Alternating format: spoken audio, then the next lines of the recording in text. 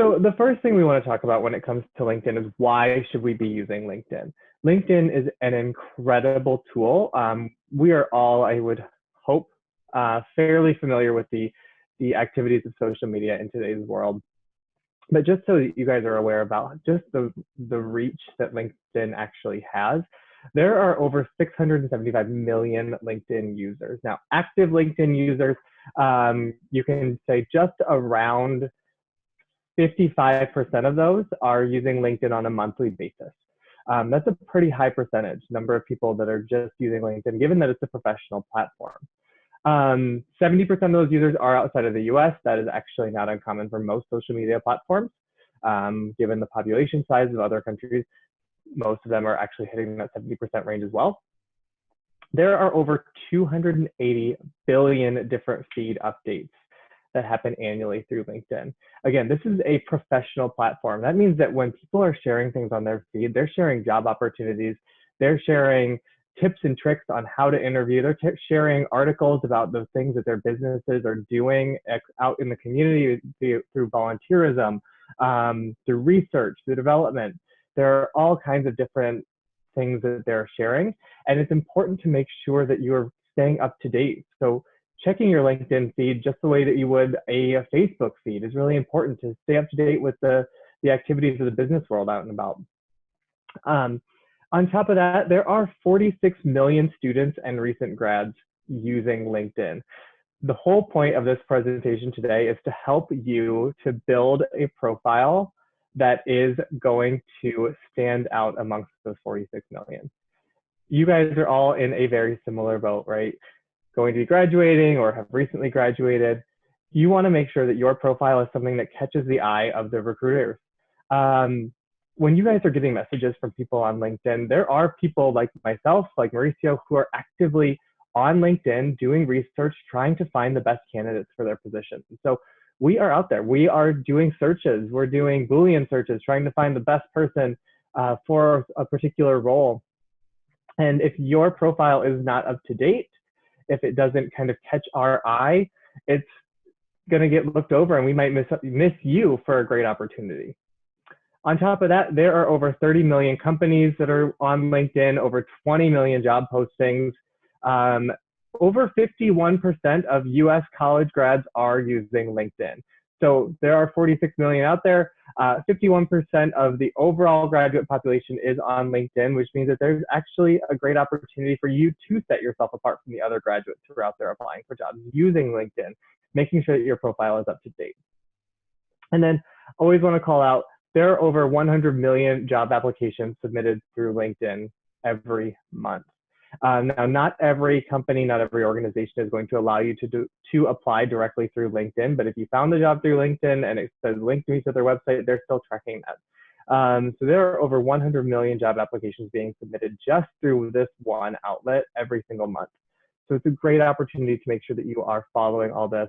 All of this information can be found through the source below. You guys should get a copy of this presentation. It's from Omnicore Agency. So moving forward. When it comes to making your profile stand out, there are a few key considerations that we wanted to make sure that we highlight.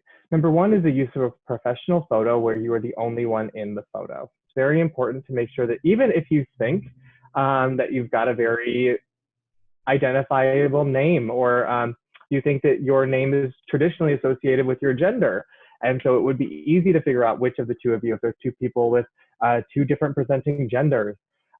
It's really important to make sure that you're the only one in the photo so that there is no confusion. Next, use your headline. We'll talk about all of these things in more depth, but headline is going to be your branding statement. You also want to make sure you have a summary that's rich in keyword searches and that highlights your background and your goals. It's not just about what you've done, it's about what you want to do. Next, be comprehensive when you're talking about the activities that you are a part of. So not just job opportunities that you've had, it's volunteerism, it's internships, it's projects. Maybe you did a client project for a class at one point. Make sure that you're listing those things so that employers are able to see that. And then the last is to collect endorsements. So working from your list of contacts, make sure that the people that know your working style are saying those things about you, speaking positively and leaving comments so that those of us who are in recruiting who come across your page can see what people are saying about you from a third-party perspective. Now, always also want to call out that there are a lot of different areas of LinkedIn. So when you're building your profile, you're going to be asked to fill out a lot of information, things that we just talked about, relevant coursework projects, languages that you speak, student organizations you were involved in, licenses and certifications. These are all things that LinkedIn will ask you to populate. So make sure that you are taking the time to do so. Now, standing out. This is really important. We already mentioned that the picture is going to be a key aspect to making sure that you're there. You do want to have your picture there.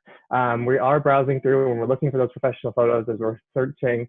But make sure that you choose a picture that looks like you, doesn't have a busy background. You want to be in work appropriate attire, and you want to make sure that you're thinking about what the expression on your face says. So actually, if everyone wants to jump into the chat really quickly, we do have an interactive activity here to talk through a couple of different photos to see what everyone's thoughts are on whether or not they make a good or a poor LinkedIn photo and some of the reasons why. So for this first one, if everyone wants to just kind of jump into the chat, tell me, what do you think? Is this a good one or a bad one?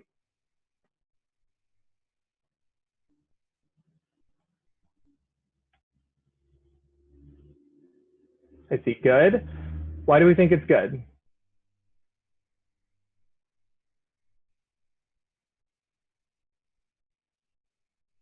It's professional. That's exactly right. Yep, good. Looks very professional. Awesome. Tire, clean picture of the face. Exactly. You can tell who it is. Quick tip. The LinkedIn actually recommends that your face take up at least 60% of the frame. Background is not too busy. Exactly. All right, we will jump on to this next one here then. How about this one?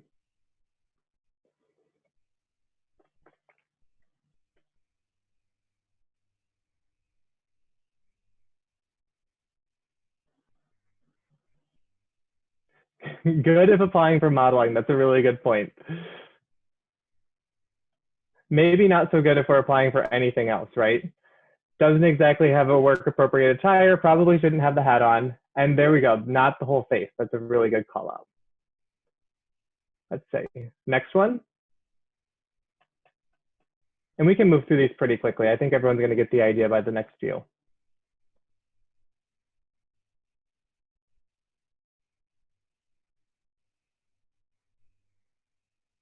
Not good, covering the face and too far away. Exactly, just like I was saying, LinkedIn recommends that your photo take up at least 60% of the frame with your face. So you wanna make sure that it's easily identifiable. This next one should be pretty easy.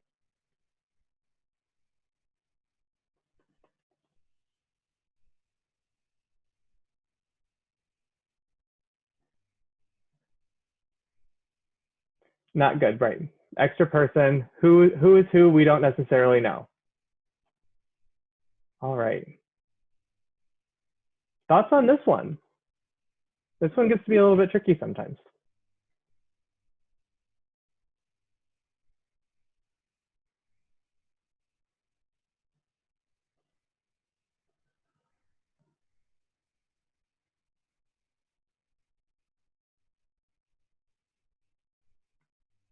Any thoughts?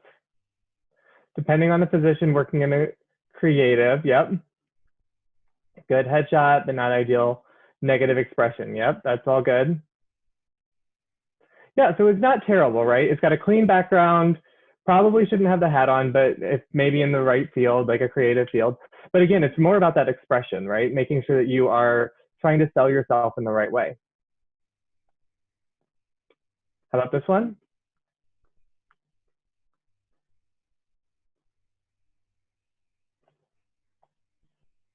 And to everyone just joining, welcome. If you want to jump into the chat feature, what we're doing is we're going through and identifying what our thoughts are on a couple of these LinkedIn profile photos. to see what we think it might make a good one and might make a maybe not so good one. Right, sunglasses are hiding the face, dark lighting, almost looks like maybe they're out for the evening, probably not the message that you want to send to a potential employer. Perfect. How about this one here?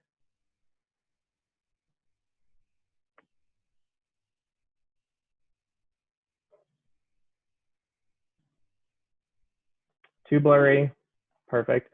And now this last one.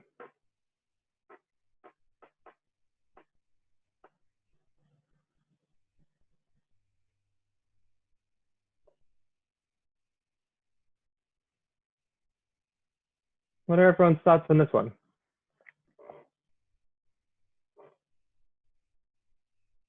Good for matrimonial.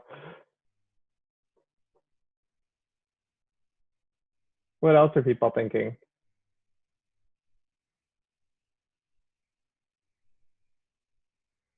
Right, not very professional. Good, not professional. Yes, it's more of an Instagram photo, right? Like something you would share because you like the way you look, but probably not something that's going to really draw in an employer. Again, not terrible, but is that something that she would be wearing to the office? Is that a work environment? Probably not. So awesome. Thank you guys for those of you that did jump in. Now, the next piece that we often forget about is the headline. So your headline, most people don't even know, is something that you are able to edit and change. So when you are filling out your LinkedIn profile, your headline is automatically going to become your most recent employer and title. So it's going to auto-populate with whatever your title is at your current employer. And that's not necessarily a bad thing, but you can take it a step further to make yourself really stand out. So what you should do is you should think about your headline as your mission statement. You want to use something that is short, so clear, concise, and creative, the 3 C's, but go just beyond that job title. And also think about who the audience is. If you are out there trying to get a job, talk about yourself a little bit, right? Highlight what you are and what you want to do, and just keep it really short and simple. And when those of us who are in recruiting are scrolling through and we do a search, much like other social media platforms, from our side, what we're seeing is the ability for us to take our mouse and hover over your profile. And what's going to pop up is your photo and your headline. And we're going to be able to know a little bit more about you if you give us a little bit more to learn. So for this one too, always remember you never get a second chance at a first impression. And now we've only got 2 here. We don't necessarily need to talk or to chat about each of them. But neither of these are bad. So I think that's what we want to call out. If you don't feel like you've got a great grasp on something, it's not always that you need to have the most creative headline. But do you want to call out the fact that it is something that you can change, and it only takes a couple of words. For instance, this one, it kept the same information, right? Kept the job title, kept the organization, but creating lasting impact and living my values. If I'm seeing that as a recruiter, I'm seeing someone that wants to find a values-driven organization, wants to create impact, and I'm really going to say, I want to know more about them, and I'm going to click in. If I just see your job title, I might click on you because I'm looking for that specific job, right? Or I'm looking for skills that I know that job is bringing. But when it comes to that headline, make sure that you're thinking about it as a mission statement. You guys will see mine at the end of this presentation. I've included my headline with my contact information. But just for you guys to know, all I did in selecting my headline is I went to my organization's mission statement itself, and I read through and I found a snippet that I felt like I identified with most. And so I took a McKinsey mission statement and I said, I really like this segment and I want that to be a part of my headline when I am presenting myself online. Now, writing your summary can be really difficult. Your summary is your story. So make sure that you are writing it professionally, but think beyond just the basics. You want to be exciting. This is the first thing that we see as recruiters when we get to your page. So we're going to see your summary first and foremost. Before we even scroll through your job history, this is right at the very top. So tell me something about you. You want to make it about you. Talk about where you have been, but talk about where you want to go. Goals, passions, and accomplishments are a huge thing to note in the summary. I'll be able to see what you've done. Tell me a little bit more than just the bullet points of your job in that summary.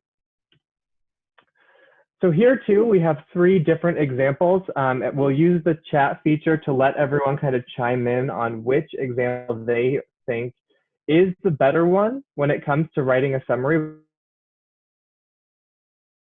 but I will read all of them for you.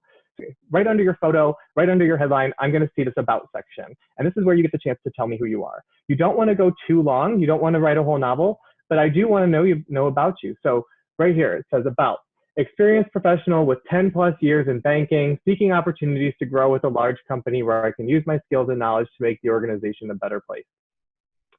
The second one, I'm a thought leader and innovator, and I'm always thinking about ways to better myself.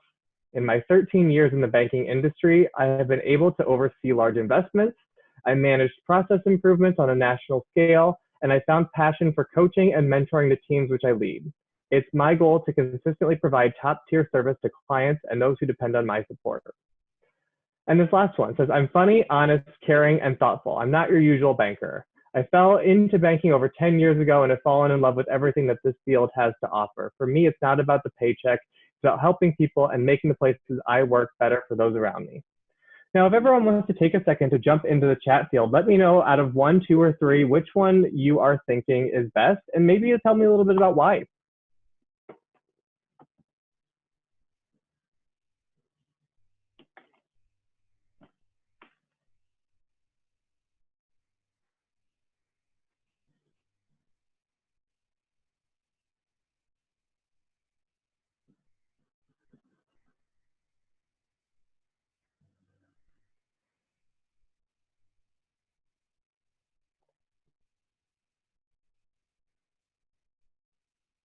Give everyone a second to jump in.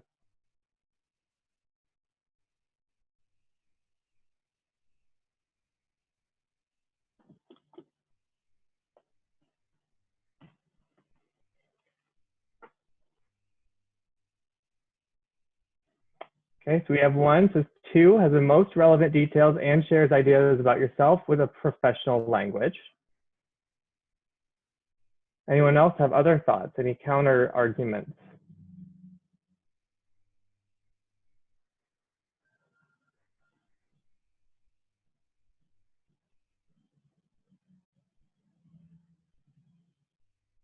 One is way too short. I would go with 2. Okay. Anyone else? I agree. Second one being best. Perfect. You guys are all spot on. Second one, like we talked about, is written with the most professional language, but it does more than just say what I've done, right? They do. They highlight what they've done, tell me how long they've been working in the industry. They say some of the key initiatives that they've taken on, right? Process improvements nationally, large investments. I can see initially where they're going and a little bit about who they are right from the get-go. It's not too long. I only takes what, 2 or 3 sentences to get that whole story across, but also tells me a little bit beyond just those key bullet points in a resume, right? I'm not always going to see someone's passion for coaching and mentoring right away. I'm not going to see that through just, this is what I did. I want to hear about you. So goals, being client focused, I'm not going to see that without something like your summary. So make your summary about you, make it professional, and make it easy for me to get to know you a little bit better just through a screen. Okay, so when it comes to building out your LinkedIn, you should be thinking about it as a virtual resume.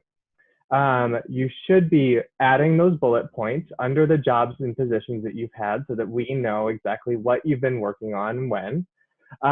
You want to list primary responsibilities. Whenever possible, make sure that you are quantifying those things. When it comes to your resume as well as your LinkedIn, one of the best things that you can do is tell me, more than just, oh, I increased sales. I want to say, I increased sales by what percentage? I was the top performer. against how many people? Were you the top of 50 or were you the top of 150?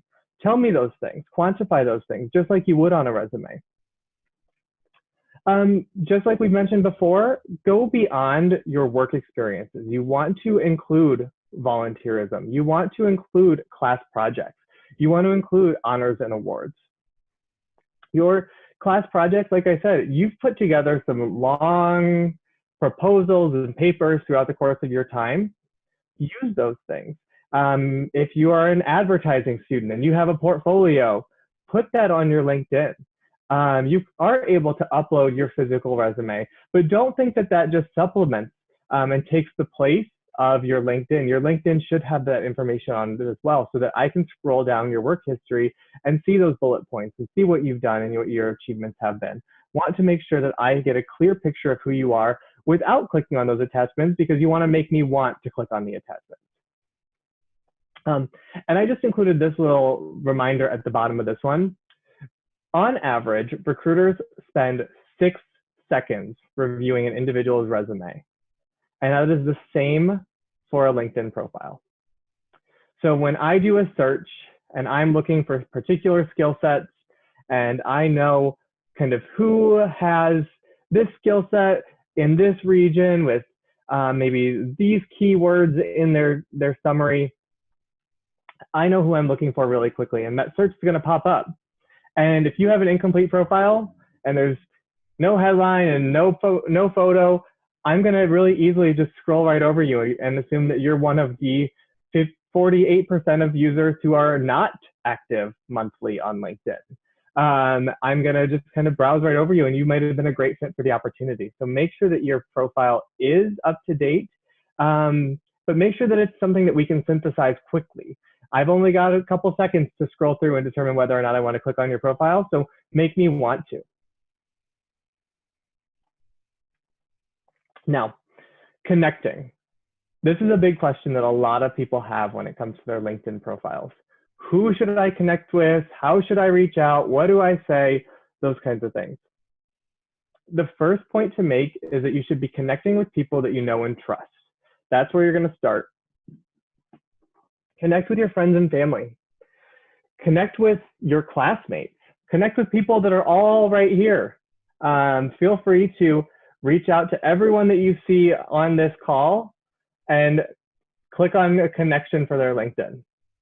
Follow group members, connect with faculty members, advisors, and then new contacts when you meet them.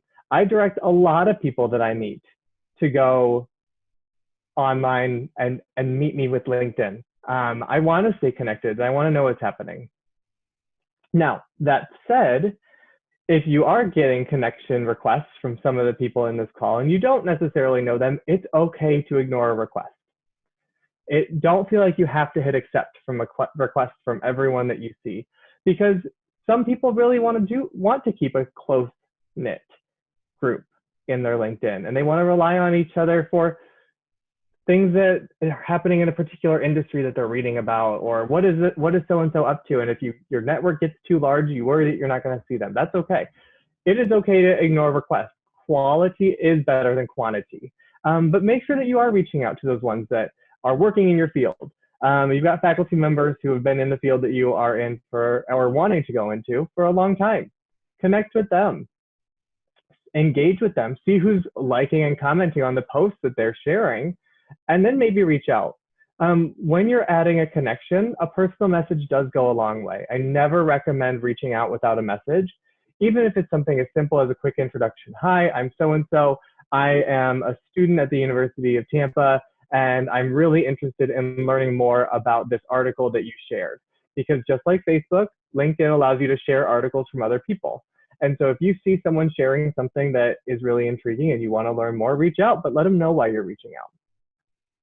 And add people who can speak to your skill set, making sure that you're adding people who can endorse you and can say, yes, this person's great with time management. Yes, this person did a wonderful job at arranging the logistics for the event that we hosted. Or this person was a great research partner in the lab project that we worked on, and they went above and beyond to make sure that we had everything taken care of. Making sure that you're connecting with people who can speak to the skills that you're trying to highlight is really important, because there are the opportunities for people to endorse you for skill sets. People can go through and click, yes, yes, yes, this person has this and this and this, and they can leave comments about it. So make sure that you're reaching out to those people and ask for those endorsements. There's nothing wrong with that. You should be asking for those endorsements from other people on your LinkedIn. You also want to make sure that you're joining groups, following companies, and sharing content that is relevant to what you're looking for. So first of all, companies. We mentioned at the start of this presentation, there are over 30 million companies on LinkedIn. If they're active, if they're sharing content, make sure you're following them. Follow and read about the articles that they're sharing. You're going to learn a lot about a corporation's value system from the articles that they're sharing and the work that they're doing. Read about them, learn about them, see what initiatives they're doing outside of just the corporate world and the function that they work in. Get to know where you're applying and what kind of organizations are out there. So make sure you're following these companies if you have any interest or any connections to them. Next, you want to make sure that you are joining groups to help you stay up to date with people and organizations that are in your fields of interest.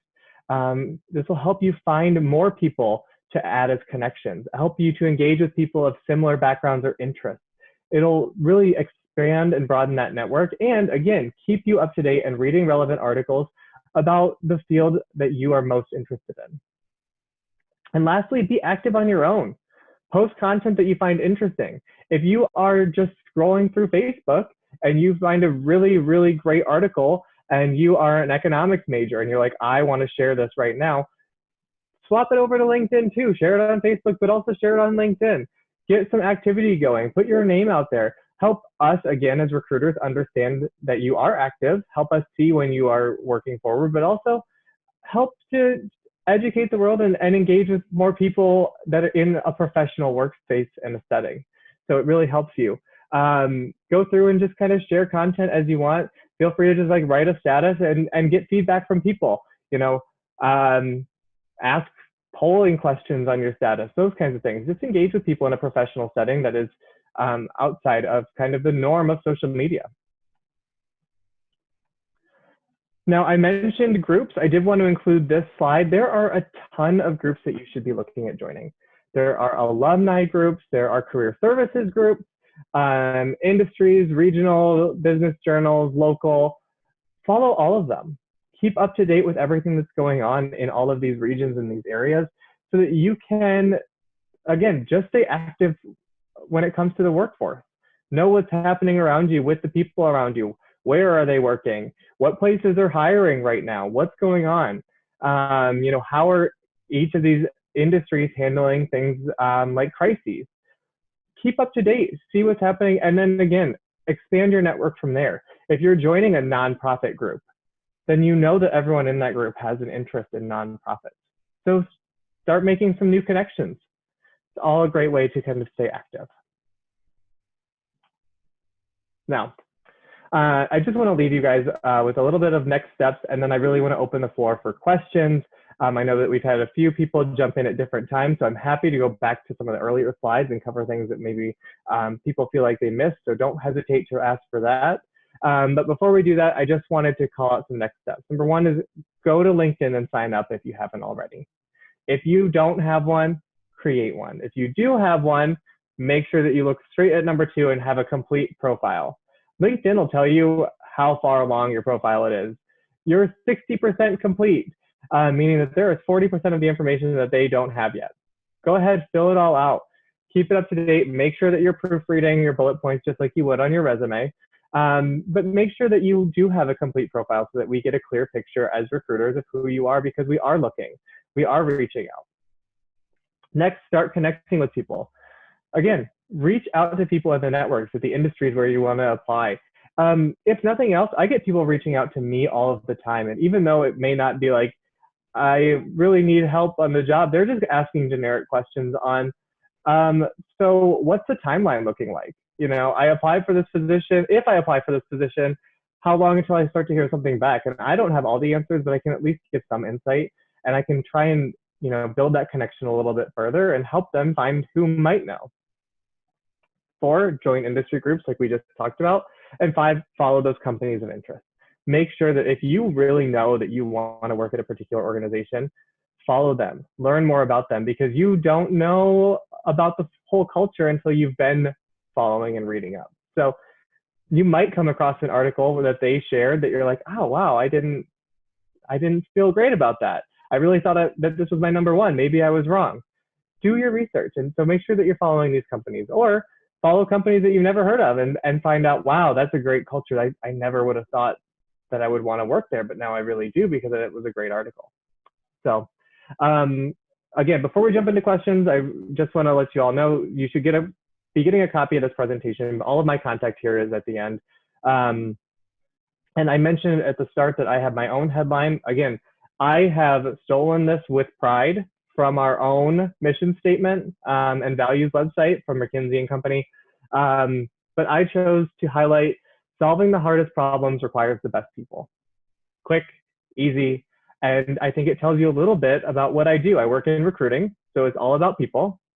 And McKinsey tells you about us. We are problem solvers. We are consultants, right? So we do the world's problem solving. So solving the hardest problems requires the best people. Felt like it was perfect, and I didn't have to create it. It just found it from my website. So awesome. That wraps up the formal presentation portion. So now I want to just kind of open up the chat for anyone who has questions.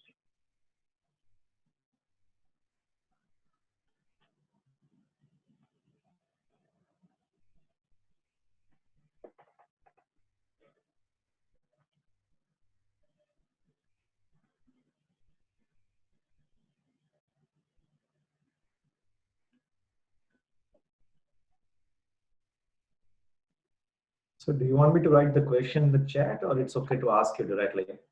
Okay to ask it directly. It doesn't matter to me. Okay. So you mentioned that you guys generally spend 6 seconds on an average to review the LinkedIn profile, but you mentioned that put everything on a LinkedIn. So what is the meaning of putting everything on a LinkedIn, but if you're only going through the only few words to filter the whole profile? So, I'm sorry, I think I lost you a little bit. You were cutting out just a bit, but I think if I understand the question correctly, when I'm talking about don't put everything, I'm saying don't put everything in that summary. I don't need to know everything that I need to know about you in the summary, but you should put your whole work history throughout your profile, up until I see Jack has a question here too, up to what you feel like is relevant. Jack's here asking, are high school accomplishments irrelevant at this point? And that's entirely up to you. My rule of thumb is if you wouldn't put it on your resume, you don't need to put it on your LinkedIn. But if it is relevant to the type of work that you're applying for, then maybe leave it on there. So it's completely discretionary when it comes to what is and isn't relevant. If you were a lifeguard in high school and the position that you're applying for is in finance, you probably don't need to have it on there. But if you were, maybe you worked in customer service in high school and the position that you're applying for is in customer service, keep it on there. What criteria on a profile makes you contact a person instead of just getting your attention? What converts you as a recruiter? That's a really, really good question. So when we are doing recruiting and we're looking for specific people, we have that general profile in mind. But when it comes to reaching out, like when it's like, I really am going to reach out to this specific person, it's, have they highlighted that they have the skill sets that I'm looking for, right? So what will really make me reach out to someone is, do I see in their history that they've demonstrated the skills that I'm looking for? So that's either through those endorsements or through making sure that you do have an accurate and complete profile where under this job title, here's what I did. Job titles can be deceiving sometimes. If I just put campus sourcing recruiter as my job title, people in recruiting might know what that means, but people outside of recruiting might be like, what's that? And I do things like reporting and I do these presentations, and people wouldn't know that I do presentations in this role if I didn't tell them that explicitly. So it's important for me, what's going to convert me to reaching out to you is to know that you have the demonstrated skills specifically that that role is calling for. So making sure that you've highlighted those skills and made sure that I know that you can do the job, that I'm looking for someone in that job.